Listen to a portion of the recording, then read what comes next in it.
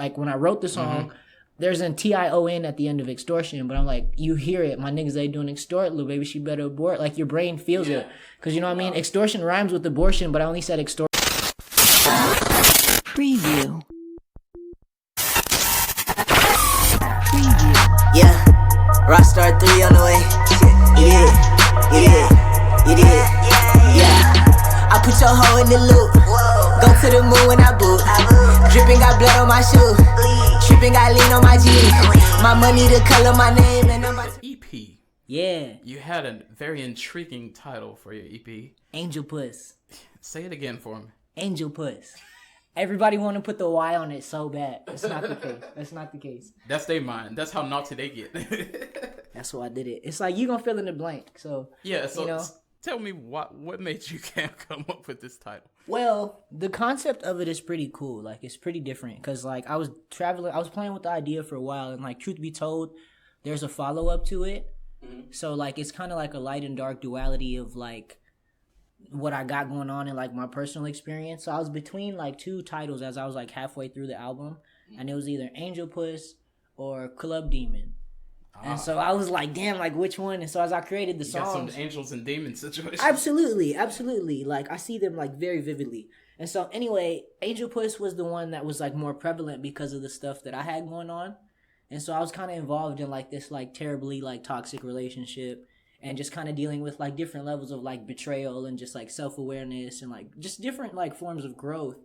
And Angel Puss was like me kind of being more vulnerable, that feeling to where you would fall in love with like a deity or like a figure that was kind of like unreal, and you do all of these crazy things while you're in this mode. This like you have this sense of like illusion that like everything's gonna be okay, when in reality you might have like been entirely misled just based on like that prevalent emotion or that like, you know what I mean, just getting so caught up in that vibe or that like this, you know what I mean, all that glitters is not gold. So you got a theme to the album. Yeah, so like you know, some people just throw a title out there and they just throw random songs together. It's like it's literally so self-aware. Like I even kept it like it was probably one of the shortest projects I've put out. Okay. But just because of like it's like what, 12 songs, right? Yeah, and even one like Neck was like a bonus song. So it was like 10, 11. I did like 2 or 3 extras too, but like they didn't like make it. They were just like me making songs, but like everyone that I put on there was like a very deep like moment for me. Okay. Like everyone was like a very, very deep moment where I like it's the same journey. Like for this project, and I said this with the project before, but like it's like no longer out because like everyone knows I love to delete my stuff. But I'm stopping. I'm leaving all my stuff up. You'll drop shit. I delete it. I hate it. I do it all the time. Like if people didn't get it, then like they can't get it. But with this one, I promise. You just don't like it anymore. I just grow, and so it's like if it didn't happen. Like if I'm at a different place like sonically, I'd like to like remove different traces so I can kind of rebuild on certain ideas. You know what I mean? Just like, focus on this. You know what I mean? Because like even with some songs, like I'll pull certain ideas back and like rework them and like kind of like switch them up and be like, oh, okay, like I didn't want that to be so derivative, but you know, just different stuff. So with this one, it's like it was very like thematic. It reminded me of like a Shakespeare play or like Dante's Inferno. That's one of my favorite like literary reads.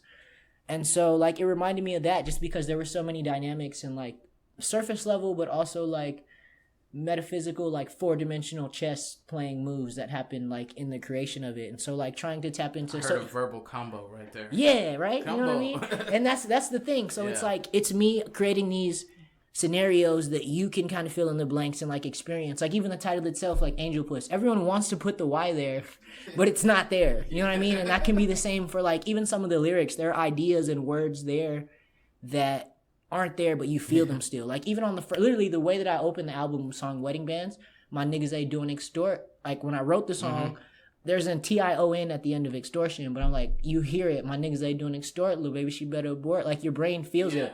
Because you know what I mean? Extortion rhymes with abortion, but I only said extort and abort. That's crazy. You know what I mean? Like people know, but like you have to get them to get there.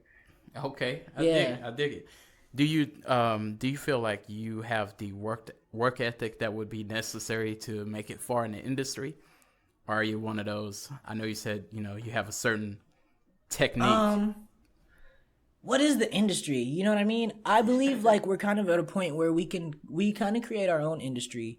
Like, yeah, the economy is ruled by like capitalism and like commercialism, like generally, but like more and more so often, like we have people following like the Nipsey or like the Jay-Z business model where people are kind of staying indie and learning how to fund things for themselves and kind of like create bigger like more immersive experiences even just in their own community. So like I definitely believe like I have the tenacity to do what I would do on like say a grand or like global scale. Okay. But also that kind of says like if I was doing it musically, I don't know. You know what I mean? Like, I'm not sure if I even care to do it musically. Like, one thing I've gotten into is, like, art installations and even architecture and then so many different, like, other things and, like, philosophical studies. I'm trying to, like, get a cartoon out right now.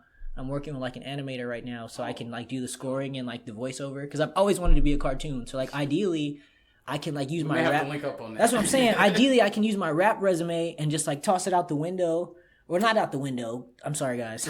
Like, toss it not out the window, but use my rap as, like, a resume to do voice acting. Because, like, my voice is crazy. Like, it's crazy. So, everyone tells me that. They're like, are you a real person? I'm just like, yes. They probably think it's, like, some kind of effect or something. Yeah, it's just like, nigga, you got auto-tune right now? I'm like, no. Yeah, I don't bring auto-tune to HEB. Yeah, right? I'm just like, thanks, guys. It plays to my strength, though. You know what I mean? Man, so musically, do you feel like you take criticism well? Like no. You don't take it well? No, man, like, no. Because everything is so personal. It doesn't even have to, like... Do you have real people around you, though? Like, not even musically. Like, I just take everything super personal. But, like, and I know people tell me... people always tell me with, like, their best interest at heart. Mm-hmm. But I'm like, fuck you. Like, you weren't there. Like, you don't know what it felt like. And, like, even though, like, rationally, like, sometimes, like, even... It'll be, like, 2-3 days later, I'll sit down and be like...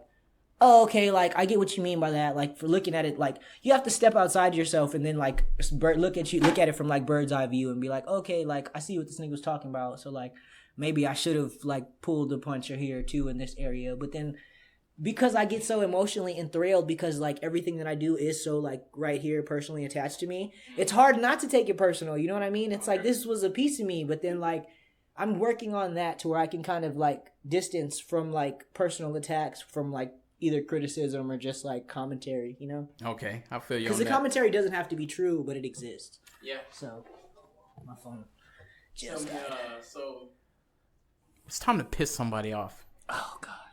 Who is the most overrated rapper? Oh no. Oh no. Oh no. Freddie Gibbs. You think Freddie Gibbs is overrated? He just said he's better than MF Doom, and he lied. Yeah. He lied through his teeth. And I rock with Freddie. I know the guy that does his balcony lifestyle merch. I know the guy. Okay. Shout out the homie. BLS all the way. I still need to cop some merch. I didn't forget about y'all when y'all came to Paper Tiger. But he's definitely not touching Doom. And, like, I get it. People don't get Doom's, like, rhyme scheme with the Doritos, Cheetos, Fritos underneath it. And, like, I get it, but, like, there's no way he could ever touch that mythos. Like, Doom has worked with everyone and their mom. He was on Dilla Beats, like, crushing them. Yeah. Don't ever try it. Don't ever try it, Freddie. And, like, salute you. Big conversation. I shout you out, Freddie. Like, I fucks with you. But that was the craziest shit I ever heard in hip-hop. Ever. Underrated. Who's the most underrated? This may piss people off too. Me? And don't say